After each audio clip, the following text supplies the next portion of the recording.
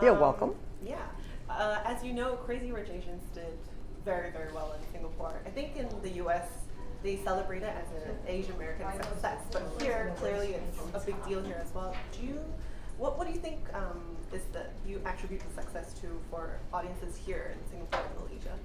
Well, first of all, it's an adaptation from a very much loved novel, Crazy Rich Asians, written by Singaporean Kevin Kwan. After he left when he was 11 years old, I think all these memories of all these very big, huge characters never left his memories. And one day, for joy, for love, he wrote a book that was really funny and appealed tremendously internationally. So when you do a movie like that, you start off from a very solid foundation. Then bringing on John Chu was something that the producers, Nina Jacobson, John Panotti, Brad Simpson, it was such the smart move. Adele Lim, who is a Malaysian, who is a writer as well.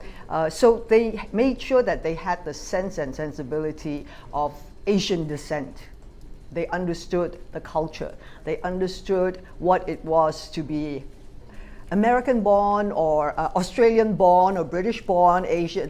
We are a diaspora, global, everywhere in the world. So there's so many characters that are very relatable. And I think because Kevin was writing the story about Singapore is a very lucky country, right? Because it suddenly shone the light on it. But I really truly believe it's not just a good movie, it is a fantastic movie that attributes to the success. Because I think whenever anyone goes in to make a movie, they go in with a heart full of love and passion. Nobody wants their movie to fail. Everybody wants their movie to succeed. But I think this time it had all the right elements in there. The stars were aligned in the right positions. And in fact, after the first weekend, for me, it was the greatest relief before really going, oh wow, this is fantastic. Why? Because there was too much riding on the success of one movie. And then you have people who say, but it's not really Asian. Asians are 50 countries. How can one film, no matter how great it is, will be able to represent all of us? Sure. And it shouldn't, because this gives us new opportunities to have more storytellers like the Kevin Kwans, the Adele Lims, the John Chus, the rest of those amazing storytellers. Not everyone has been given an opportunity to prove their value. And I think this time with the success in America, it just goes to prove that it's not just about an Asian descent. They just embraced it because it was very relatable characters. It was about love. Yeah, it's a romantic comedy genre that Americans thought was in the past, and it sort of brought it all back. People want to fall in love again. It's not just a chick flick. When the boyfriends go, they love it too, because they're laughing at the guys who are in there. They want to be like Henry Golding. They want to be the Chris Pang. They want to be part of that and enjoy that. And also, it's about consumption, right? Jewelry, fashion, cars, food. So there was something for everyone, and of all ages. You can relate to it.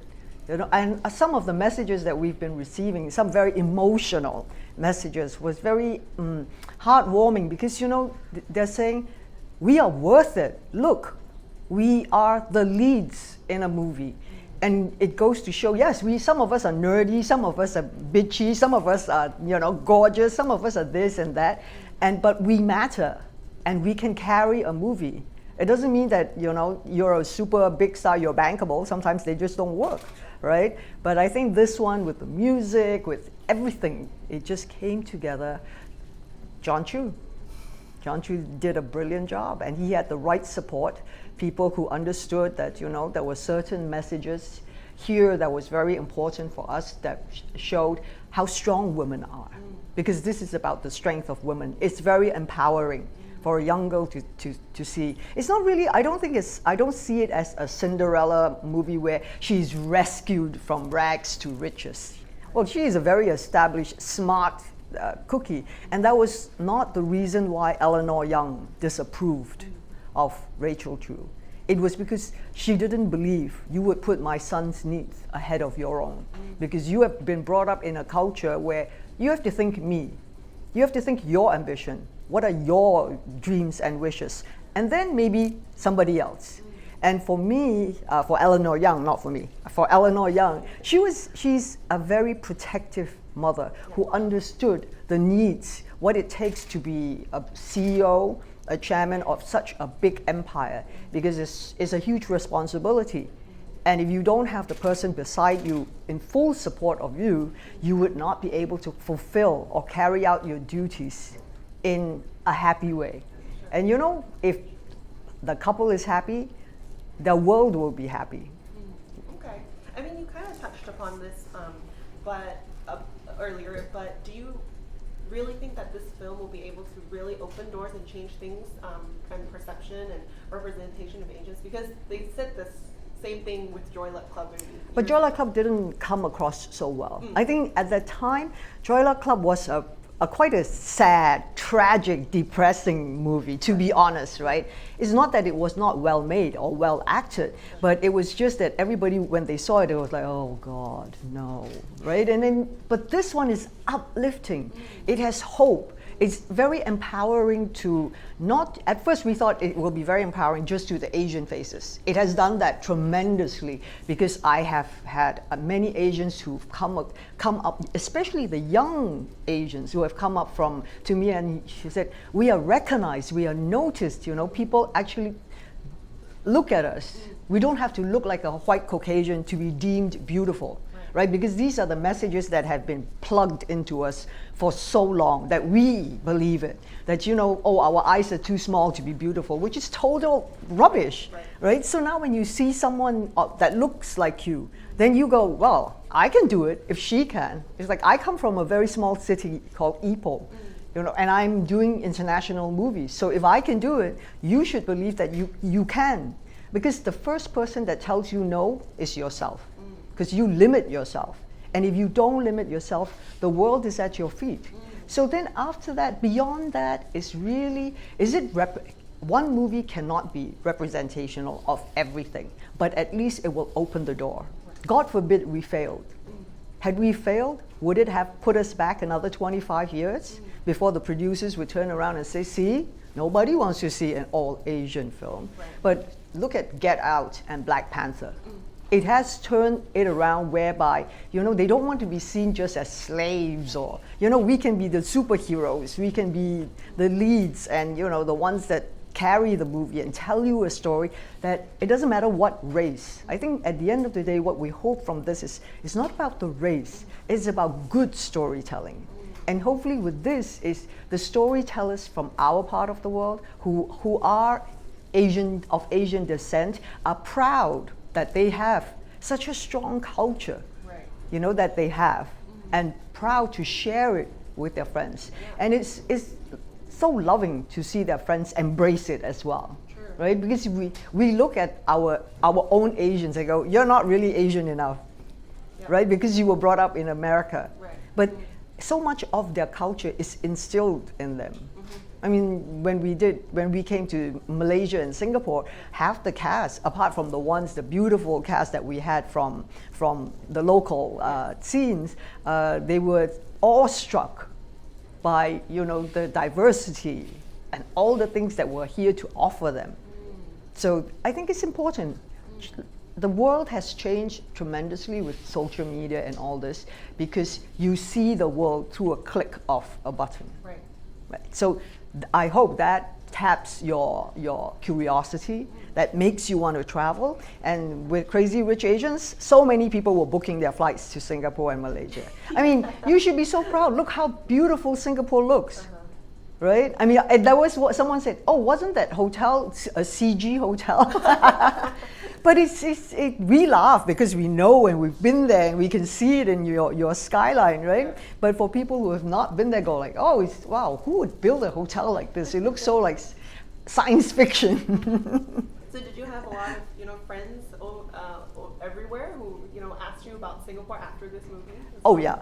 definitely. Ask me about Singapore and Malaysia, and and it's good for this part of the world that people want to be here. They want to enjoy our diversity, our food, Okay.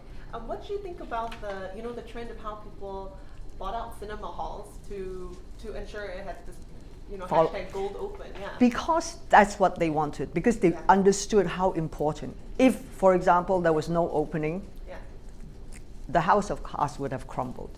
That would have been a very sad day for all of us. So people would, those who were empowered, who could, try their best. Try to put the messages out. And I think Warner Brothers did a tremendous job with the marketing and all. When, the way they plugged it, they made sure, people were talking about it. So they did a lot of screenings, they did of Q&As, and John is just amazing, because he knows how to tell the story. And then, of course, there's Kevin Kwan, because his was a best-selling novel. So we already had a good fan base. But then we did need the support of the Asian community, because we are the least underrepresented in the whole of Hollywood. We are like 1 or 2%, and we make up quite a chunk of the numbers. So if they don't come out, then it'll put us all to shame. But they did. So I appreciated the people, who had the incentive to do that gold tag, because it was important, because you felt it was important. So once someone it's being bold and say, we are important, come on, you better join the gang and say, make us all important. We should be equals. Okay. I think we only have time for one last question, which is, since you do come back to this part of the world quite often, what's the first thing you do every time you step into Singapore? I try and visit. I have my uncles here, my relatives here, so we try and have a get together. Otherwise, I will be thrown at. But for us Asians, the one thing we all love to do is eat. So it's very easy. We always get together for a fantastic meal and singing, and because some of my brother, he's a great singer, so he'll always find a place where he can play the piano, sing us a song, and then it's just nice to be with family. And then of course I have a lot of friends here as well. All right. Thank you so much, Michelle, for your time. No, thank you. Thank you. Appreciate it. Pleasure.